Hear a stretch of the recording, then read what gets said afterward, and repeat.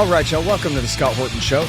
I'm the director of the Libertarian Institute, editorial director of antiwar.com, and author of Provoked, How Washington Started the New Cold War with Russia and the Catastrophe in Ukraine.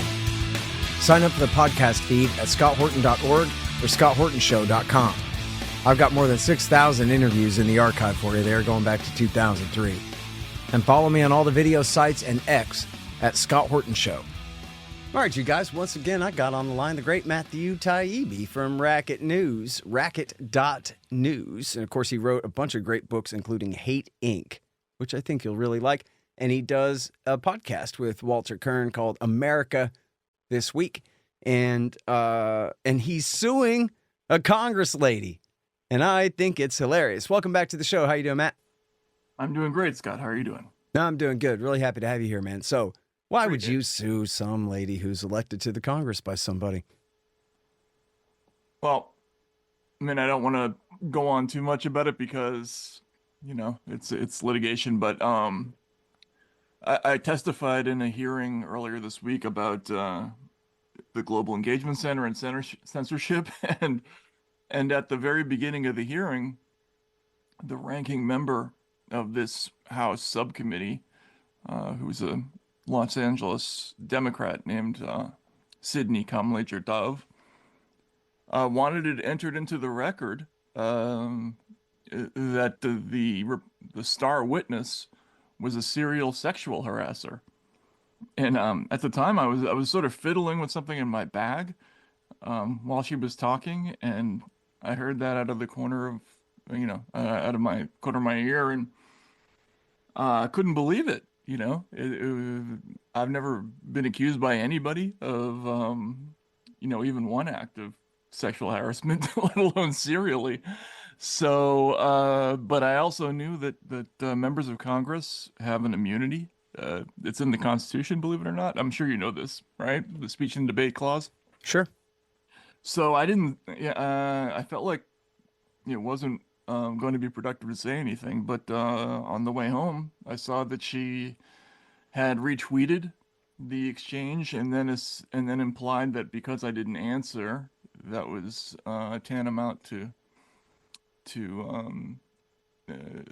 sort of endorsing it, and so I filed suit for libel because I can, and we'll see how that goes.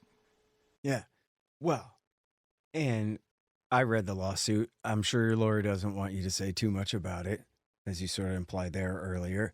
But I read the lawsuit, and I already know the story anyway, that it's a bunch of crap. It's all something that Mark Ames wrote that was always make-believe.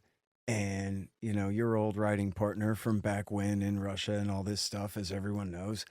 And not only that, but this has been brought up and officially debunked and retracted and rescinded and apologized for by numerous publications over the time. I guess. I don't know what I guess. But they keep bringing it up. And so good luck to you. It's completely crazy that they would try that. But it's surely actionable as described in the lawsuit, which everyone can read at Racket.news. And so good luck to you, man. And I hope you bankrupt her. Although now that she's a congressman, I'm sure she's filthy, stinking rich. So I don't know if 10 million will even make a dent in her earnings or, potential near-term future earnings here, but we'll see how it goes. We'll have to see. And the one thing I will say, though, Scott, is that what's so surprising about this, and I was treated in a pretty roughly the first time I testified before Congress by Democrats. They called me a so-called journalist. Then I was threatened with jail. I had the IRS come to my house, and I was a Democrat. I'm a lifelong civil liberties advocate, free speech advocate. If they had, asked me questions about other issues, I might have even agreed with them about a few things. But instead, they continually treat people like me or Glenn Greenwald or you as enemies when I don't know why that's necessary. Do you?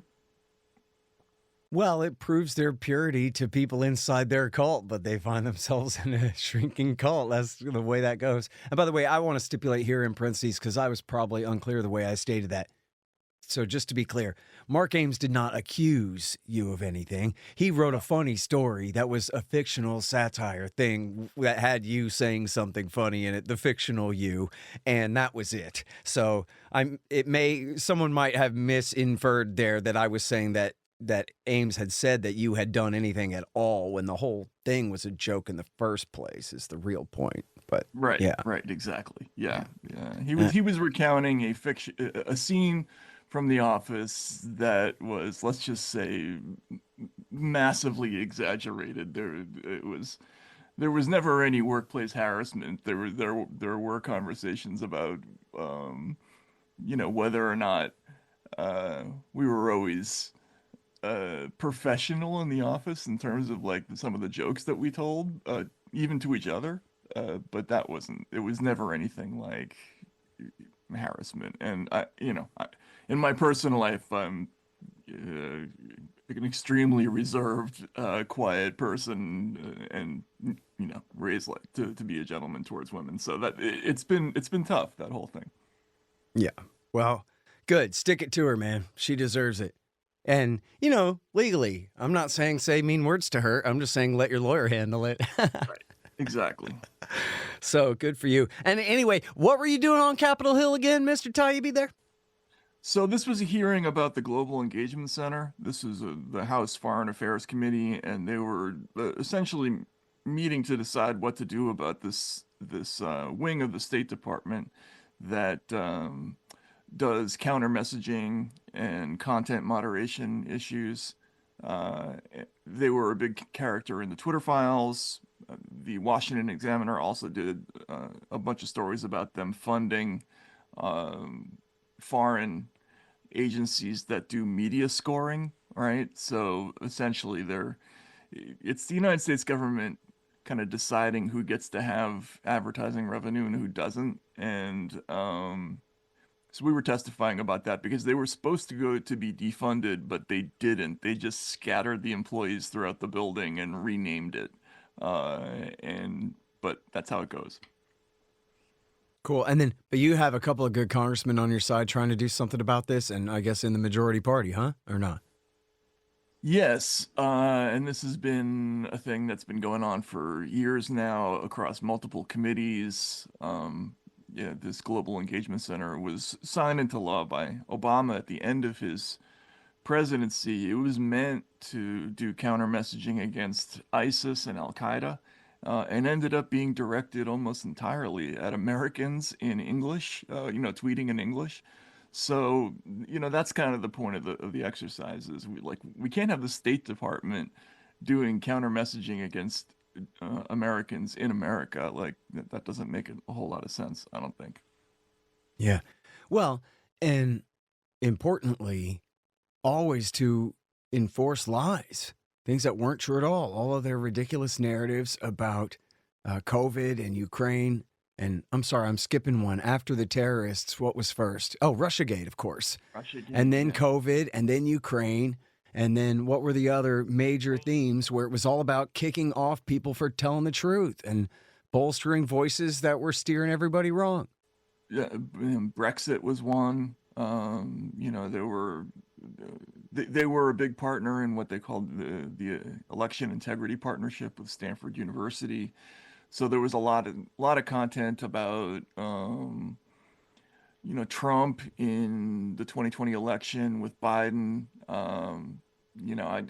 I don't know exactly what their role was in the Hunter Biden story, but I would imagine that came into play there too. So, but they were a big player in the Twitter files. They were one of the main groups that was liaising with the company along with the FBI. So, Matt, where does that leave us really with all this censorship regime? I mean, is it, kind of mummified but still waiting there? Or is it still active against us? Or is anybody doing anything about it enough that it's, really set back or even canceled somehow? I think it's still there. And, probably since the last time that we talked, the situation abroad has gotten a lot worse. So there's this huge global uh, uh, European law called the Digital Services Act, which when I started working on the Twitter files was kind of in a tadpole stage. But the whole idea of it was to create a pan-European censorship law that would apply to every member state in the EU. And that, it also applies to every internet platform that does business in the EU. So companies like Facebook, Meta, Twitter, you know, Instagram, all of them have to spend enormous sums staying in compliance with the DSA just for starters, and that's one of dozens of laws like that. Now, the United States has some of these things still in the pipeline, and some of them are still there but not necessarily active. But that doesn't mean they can't be started up at a moment's notice. And if the Trump administration decides it wants to go that way, it can. Okay, and now that Nina Jankowicz from the Ministry of Truth showed up at this same hearing as you. Did I read that right? Yeah, she was the other witness. This is the former would-be head of the Disinformation Governance Board. hmm And what'd she have to say? And how funny was it? Well, she talked about how the Twitter files were fiction and conspiracy theory, and that the Disinformation Governance Board that was about protecting civil liberties and protecting freedom of speech, and not not about um, you know censoring anybody at all. And look, she's people make fun of her. I mean, that sounds like disinformation. I would say so, Call but me honest, but like, isn't that a lie? What she just said then? yes, I think so. Uh, the whole idea that there needs to be something called disinformation governance is, I don't know, Scott, would you say that that's an anathema to the First Amendment? I think the whole idea of the Constitution is that the government doesn't have a role in preventing misinformation, And of right? course, the beginning of political wisdom is that everything that the government says is a lie. They are the worst liars out of everybody, always. George Carlin says so. Everybody knows that. Right, and that's why the First Amendment is so valuable, because the most damaging lies are always official, all right? You go back to a million years ago to Remember the Maine, to the missile gap, the Gulf of Tonkin story, WMDs, Russiagate, COVID, right? And COVID was a great example because what happened there was kind of the dystopian future example of what happens when you don't have a vigorous First Amendment. When the government has a monopoly on information and can impose an incorrect version of reality, and also can suppress people who are saying things that are true, it's a recipe for disaster, right? And we had a situation where people like Jay Bhattacharya were trying to tell us, no, the disease is way more infectious than we think. Lockdowns aren't going to work. The risk factor for people under a certain age is almost nothing if you're healthy. We're pursuing all these terrible policies, but you couldn't hear that because there was basically a monopoly on information control, and that's what the First Amendment's supposed to designed to avoid. Yeah. Now, so great transition into a anonymous writer that I know that you admire, Undead Foya. hmm Sleuth News is the Substack there, sleuth.news, and I subscribe to him as well. And he has one here from yesterday, exclusive Clinton plans long in the making. And so this is a new development in the Russiagate story. And by the way, so then I had read, I guess it's just in the margin of this one, is one called um, New, Shocking from Taibbi. And it was one of the Twittergate files that you had posted about Russiagate and a recommendation from someone named Lindsay that we want to kick these 14 accounts off of Twitter because they are Russian-controlled accounts. And Undead Foya here, the reason he's saying shocking is because he's saying, wait, 3 of these guys are friends of mine, and I know them, and they're Americans, and they're patriots, and they're just like independent investigator, Twitter sleuth type dudes. One of them was a Foya mentor of his. And he's saying, what? How dare they do this? Accuse these Americans of being Russian-controlled? Where's the accountability for that? Well, right. And this is right. And if I remember correctly, that person, that Lindsay person, was actually a Global Engagement Center employee, who I think identified himself as a Republican at GEC. But either way, it's a government employee reaching out to Twitter, asking them just willy-nilly to take down some accounts, which, it doesn't get more direct than that. I mean, that's clearly censorship, or that's clearly an attempt at censorship. And this is the point I was trying to make at the hearing, is that or agencies like GEC, their method is to try to justify removing somebody by claiming that they have some kind of tie to a foreign hostile power when they don't, right? In some cases, they even don't even assert that there's a relationship. They just say that their point of view aligns, and that's bad enough. So I don't know. I think that's nefarious, don't you? I mean, to me, that's like McCarthyism, but digitalized.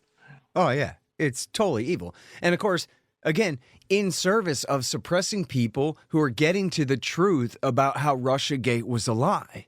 And so it was in order to enforce this disinformation on the most important thing, again, where the president of the United States of America had been framed for treason with the Kremlin. I mean, you couldn't make that up. It's the most unbelievable thing. And so here's where I got questions for you, because you're the most important journalist that I cite in my Russiagate section of my book, and I cite a lot of great journalists, and I omitted a lot because I only got so much time in the world, and I already had 75 pages on the dang thing. By the way, great book, by the way, and I think you're the most important journalist on this topic, but go ahead. Oh, yeah. Hell. Well, that's a quotable quote right there. Thank you very much. I desperately seek your approval on this issue, so I hope you enjoyed all your cameos in there, and especially on Russiagate, because what you report on Russiagate is just crucial. I don't think anyone else had this, where you have, I think, sources and documents saying that we know what we had long suspected, and there were other indications already, but I think you really nailed down. You know, and therefore we know, that John Brennan kicked this thing off at the end of 2015. And that was the origin, clearly, of the frame-up of Papadopoulos and some of this other stuff where, but then I think that means, I don't know exactly what that means for who hacked the DNC, if or what, but it means that even this story here about what we're learning about the role of the Democrats and the Clinton campaign in getting started earlier than we knew for sure before. A new email about from March of 2016. That would still mean that this really was begun by the CIA and or FBI. I'm not exactly sure when the FBI first is involved, with the counterintelligence division or whoever involved, but then the Clinton campaign, they must know about this. I don't know if we know how they know about this, but they've decided that they're going to make hay on the same narrative. We're framing Trump for some kind of relationship with the Russians. So then when the DNC leak comes out and whatever, it just falls right into place for what they're already saying, is that this is all a Russian plot to help Trump, because that was how they were going to try to cheat to rig the election against him, right? Yeah, look, the timeline for this is all, as you've pointed out, and you point out in your book, it's all messed up. So the official explanation for the official investigation, which is the FBI's Crossfire Hurricane, investigation of Trump and Russia, and that was started on July 31st of 2016.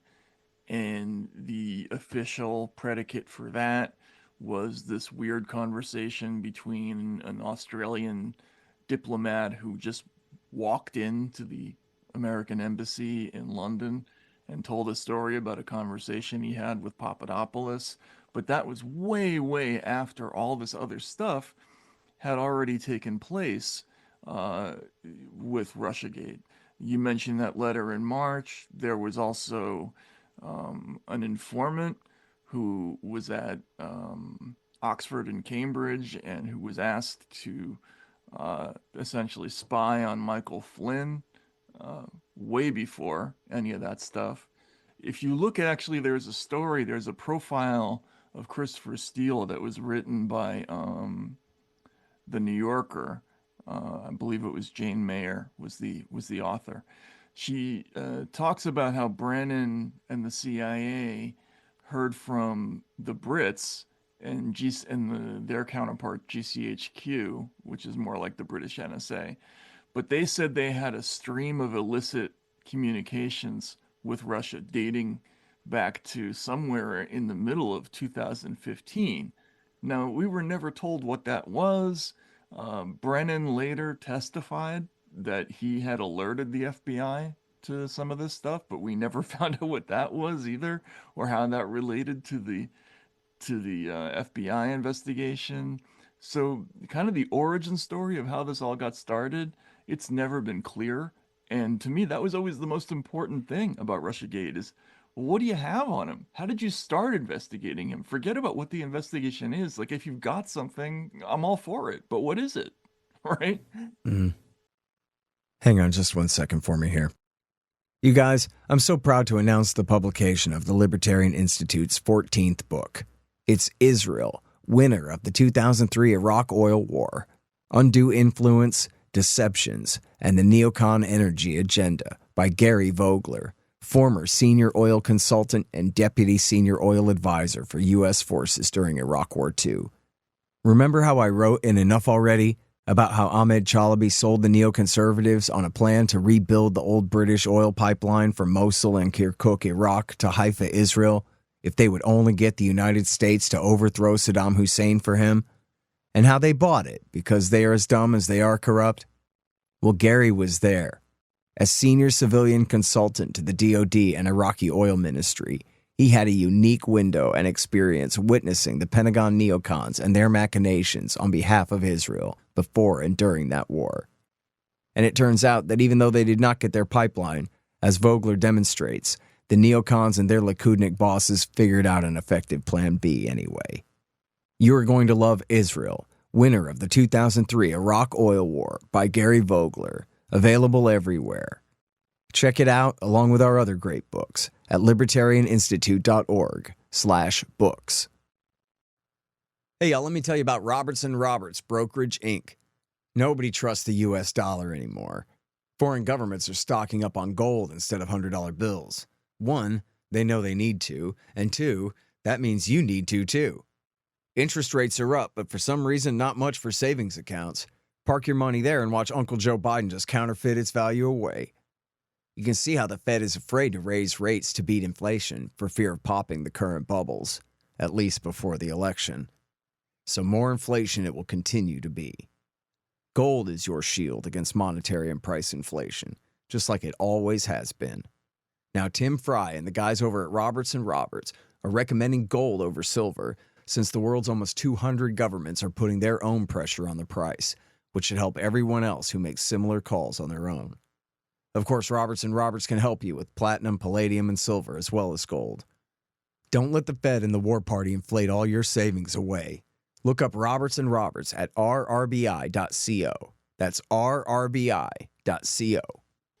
Yeah, I mean, I have to wonder if that's just made up after the fact or what, but maybe it's wrong for me to presume that when Brennan sent, I think the way you reported it, what they called it was he sent these informants out to bump into Trump campaign people and see.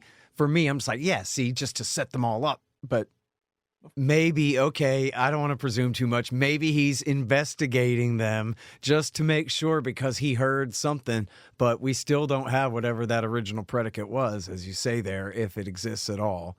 Seems If there's obviously, no predicate, then that tells you everything, yeah. right? Yeah, and look, I mean, like if you read the Durham report, the whole thing is about the FBI pretending not to know that what they're investigating isn't true so they can keep pretending to investigate it longer, and it's all very deliberate. So it's pretty hard to not just extrapolate that backwards. You know what I mean? That's the origin of the whole thing too. And of course, because this is all based on all falsehoods the rest of the way down, say they had some intelligence in the middle of 2015 that we've never seen. The rest of it was all a bunch of crap.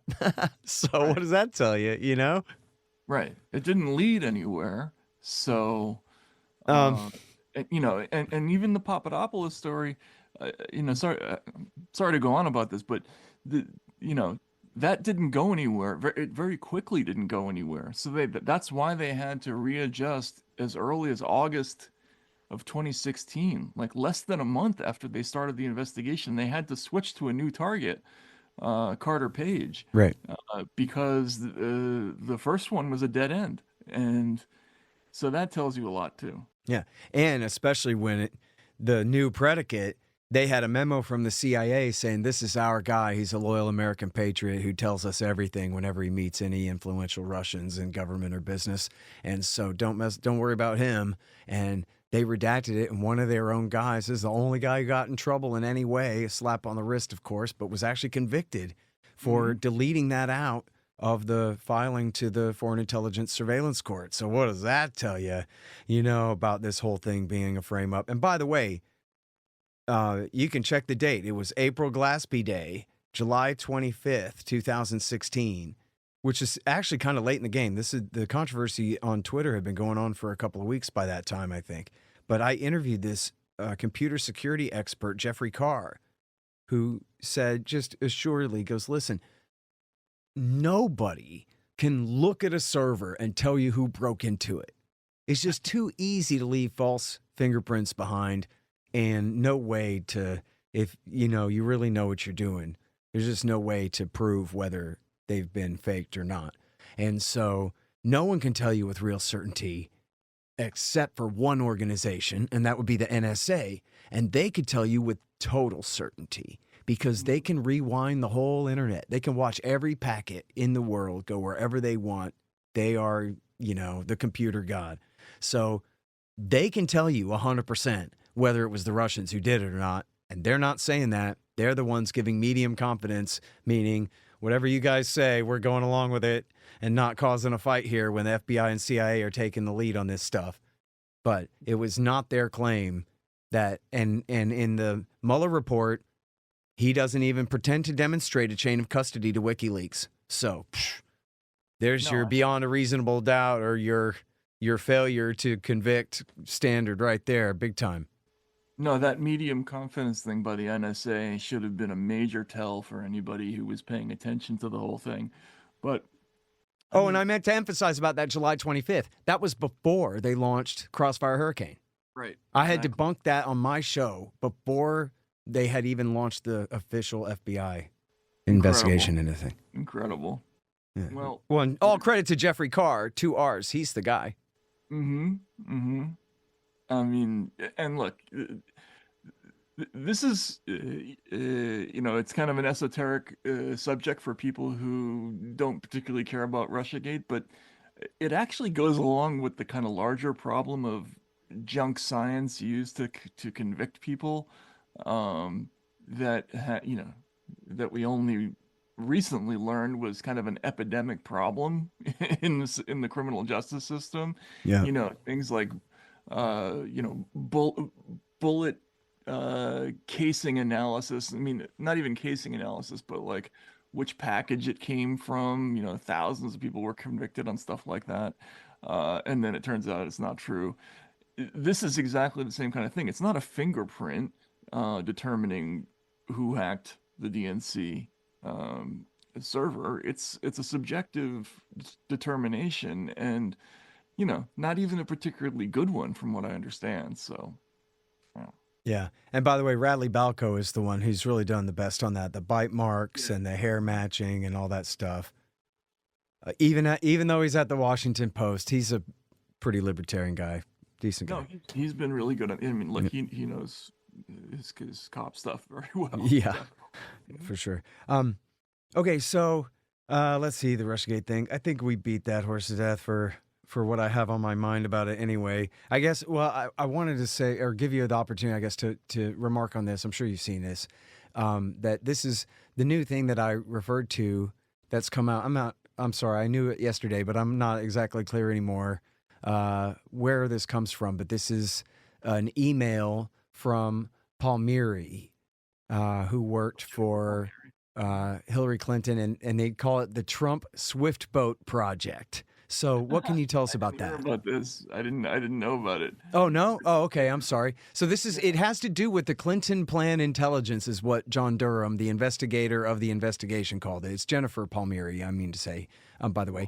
But the Clinton Plan Intelligence is where John Brennan briefed Obama, and we have his notes from when he briefed Obama, and I think Biden, that the Russians have intelligence, or we have intelligence, that the Russians have intelligence, that Clinton is framing up Trump for a plot with Russia, as though he didn't know nothing about that, that whole thing is a little odd. I think I've heard people rationalize it by saying, well, it was too big of a thing for him to keep from Obama, like he had to tell him.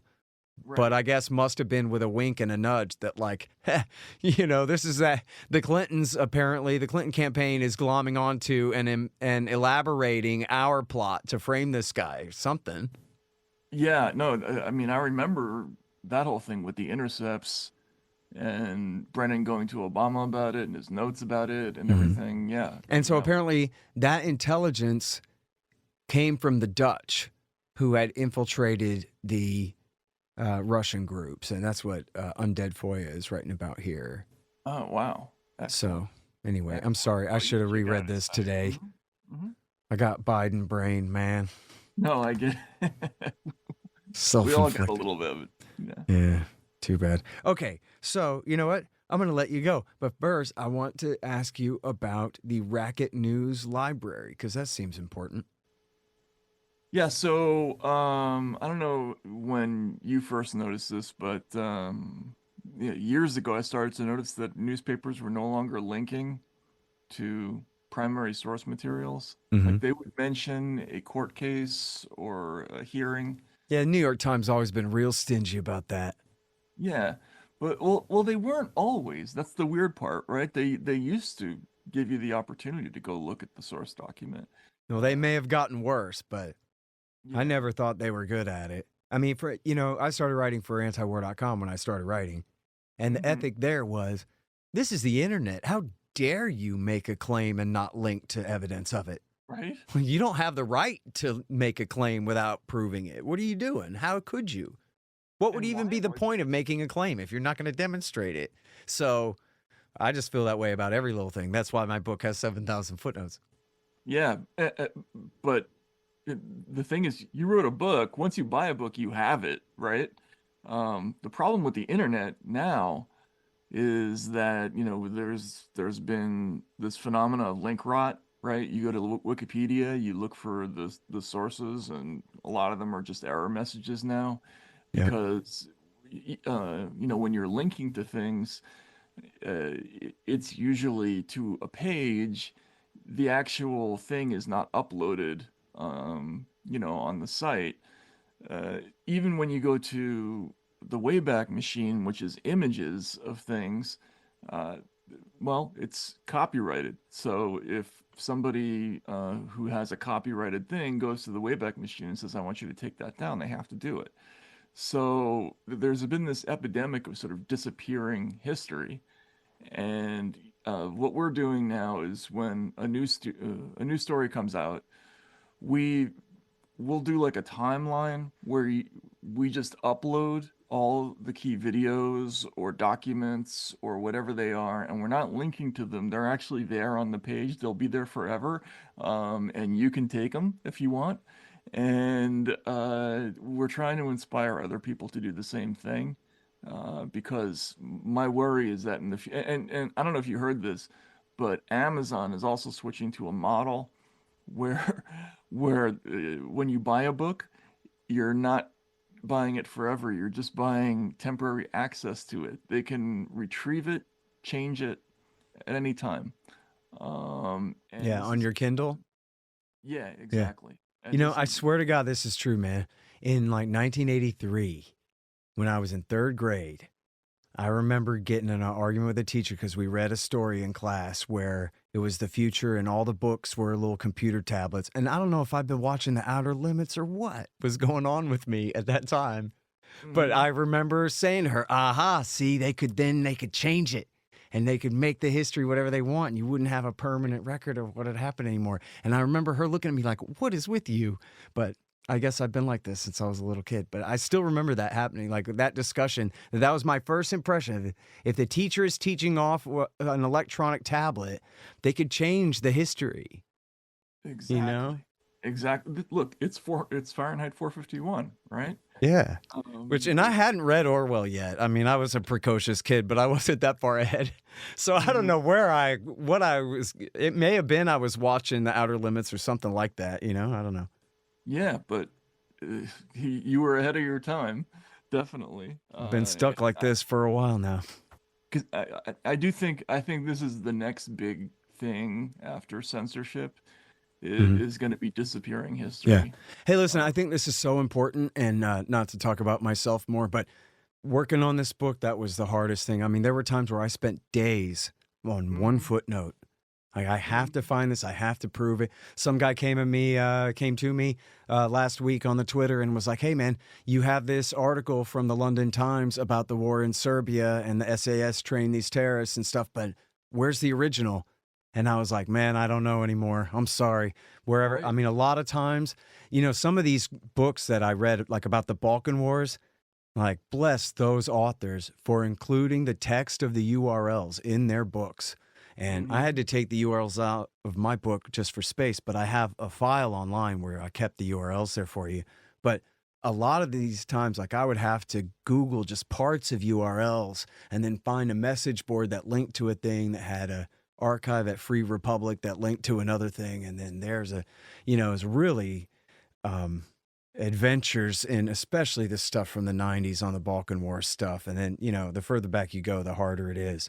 But then, yeah, a lot of times, the Wayback Machine, even, you would think it'd be easy to find on there. It's on there somewhere, but you got to really work hard to get it to pull up the right thing and whatever. I don't know. And it's not their fault. They're Yeah. doing the best they can, but It is. It's a horrible phenomenon. Like, the saying used to be the internet is forever and whatever. No, it ain't.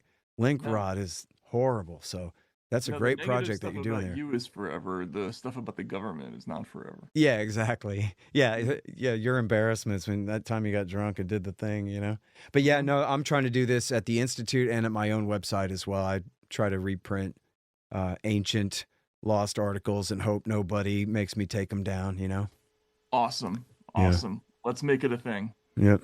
Okay, well, that's great. And that's at Racket News, and it's Racket Library is the link right at the top. And that's a great new project. And check out the great podcast. I love watching you and Walter and your great show. Tell him about my book. I'd like to hear what he thinks of it. Yeah, maybe we'll do a little read through sometime. That'd be fun. That would be actually. cool, man. All right, well, listen, thank you so much for your time as always, Matt. Good to talk to All you, right, Scott. Thanks a lot. Appreciate it. bud. See you, man. Thanks for listening to The Scott Horton Show, which can be heard on APS Radio News at scotthorton.org, scotthortonshow.com, and the Libertarian Institute at libertarianinstitute.org.